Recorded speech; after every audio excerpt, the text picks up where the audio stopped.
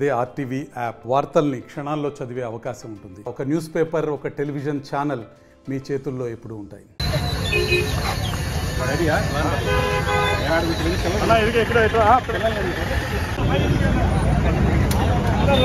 చూపించండి.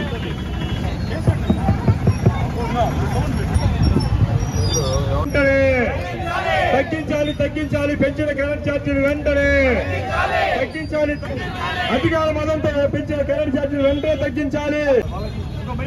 నశించాలి ఎన్డీఏ ప్రజా వ్యతిరేక, నశించాలి ఎన్డీఏ కూటమి ప్రజా వ్యతిరేకం, నశించాలి ఎన్డీఏ. గవర్నమెంట్ సర్దుబాటు కాదు, ప్రజలకు తగ్గించాలి తగ్గించాలి పెంచిన కరెంట్ ఛార్జీలు వెంటనే తగ్గించాలి.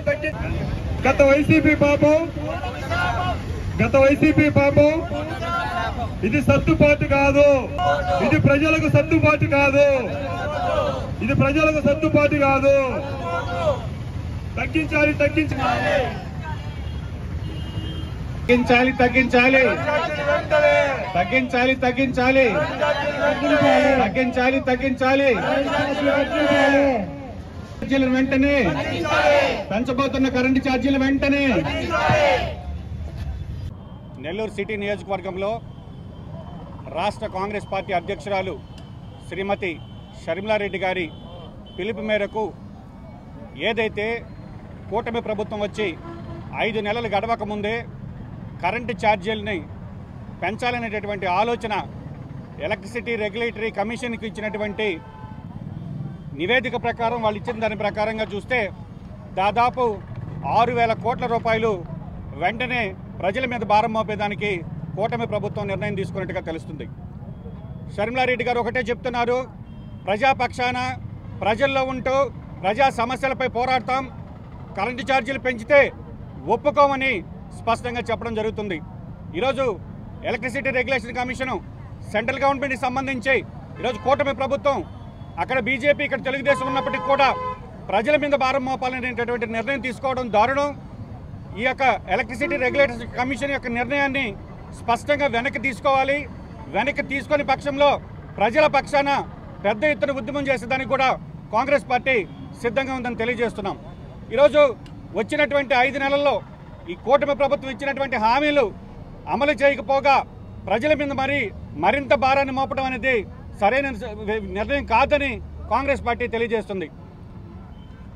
కరెంటు ఛార్జీలు గత ప్రభుత్వంలో వాళ్ళ యొక్క పవర్ పర్చేజ్ అగ్రిమెంట్స్లో లోపాలున్నాయని, మేము అధికారంలోకి వస్తే కరెంటు ఛార్జీలు పెంచమని ఎన్నికల ముందు చెప్పినటువంటి చంద్రబాబు గారు ఈరోజు ఆ లోపాలను సరిదిద్దకుండా తిరిగి మళ్ళీ ప్రజల ఎత్తిన ఆ భారాన్ని మోపడం అంటే అది పద్ధతి కాదు.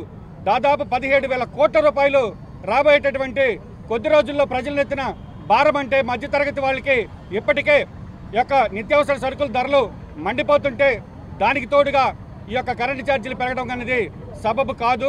కాబట్టి కాంగ్రెస్ పార్టీ స్పష్టంగా కూటమి ప్రభుత్వాన్ని హెచ్చరిస్తుంది. కూటమి ప్రభుత్వంలో ఉండేటటువంటి పవన్ కళ్యాణ్ గారు ఈరోజు చాలా విచిత్రంగా మాట్లాడుతున్నారు.